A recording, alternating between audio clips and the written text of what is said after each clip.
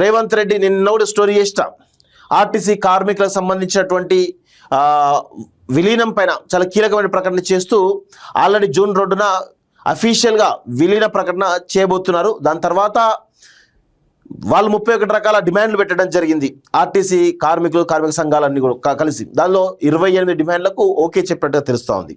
So ఇక అదేవిధంగా అది అయిపోయిన తర్వాత ఇక్కడ ప్రభుత్వ ఉద్యోగులకు సంబంధించినటువంటి ఫిట్మెంట్కి సంబంధించినటువంటి పిఆర్సీ ఫిట్మెంట్ కూడా పెంచడానికి ప్రభుత్వం నుంచి నేరుగా రేవంత్ రెడ్డి హామీ ఇవ్వడం జరిగింది. దాని తర్వాత ఎవరైతే రిటైర్డ్ ఉద్యోగుల బకాయిలు ఏవైతున్నాయో పెరిగిపోయిన బకాయిలు దాదాపు 6,000 కోట్ల రూపాయల బకాయిలు ఏవైతున్నాయో అవన్నీ కూడా 100 రోజుల్లోగా చెల్లిస్తామని చెప్పడంతో కొంత ప్రభుత్వ ఉద్యోగుల్లో ఆర్టీసీ ఉద్యోగుల్లో కొంత పాజిటివిటీ ఏర్పడింది. ఎందుకంటే గత ప్రభుత్వంలో కేసీఆర్ చేయలేదు, ఈ ప్రభుత్వంలో రేవంత్ రెడ్డి వచ్చిన 2.5 సంవత్సరాల తర్వాత కొంత చేసేట ప్రయత్నం చేసినట్టుగా చాలా స్పష్టంగా తెలుస్తోంది.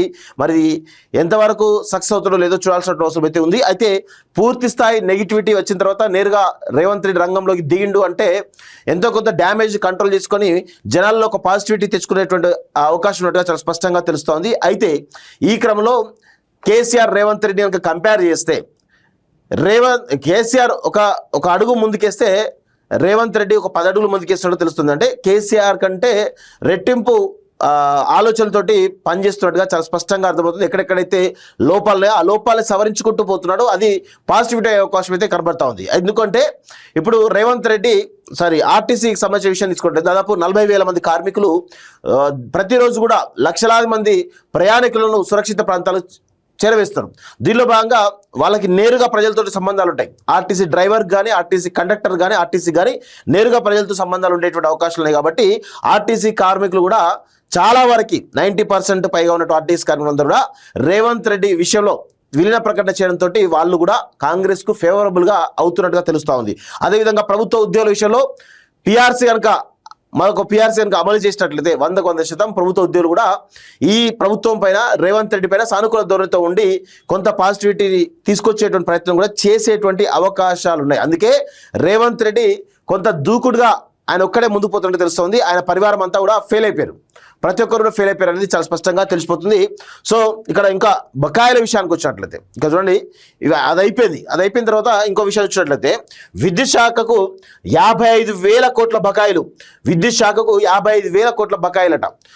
అన్ని ప్రభుత్వ కార్యాలయ సంస్థల నుంచే నేడు క్యాబినెట్లో వాటి రికవరీపై చర్చ, వాయిదాల వారి చెల్లించే అంశంపై నిర్ణయం, సింగరేణి సంస్థకు విద్యుత్ శాఖ బకాయి, భూముల విలువ రెట్టింపు, బహదూర్గూడలో బస్ టెర్మినల్ ఏర్పాటుపై చర్చ, విద్యుత్ సబ్స్టేషన్ల పక్కన సోలార్ ప్లాంట్ల నిర్మాణం, ఖజానాకు వనరుల సమీకరణ, ఆర్టీసీ విలీనం, ఉద్యోగులకు 6,000 కోట్ల చెల్లింపైన చర్చ కేబినెట్, ఛత్తీస్గఢ్ కరెంటు కొనుగోలు అంశంపై చర్చ, కార్పొరేషన్లకు చైర్మన్లపై కూడా అంటూ చాలా స్పష్టంగా ఈ రోజు క్యాబినెట్లో ఇవన్నీ అంశాలు కూడా చర్చకు వచ్చేటువంటి అవకాశం ఉన్నట్టుగా తెలుస్తూ ఉంది.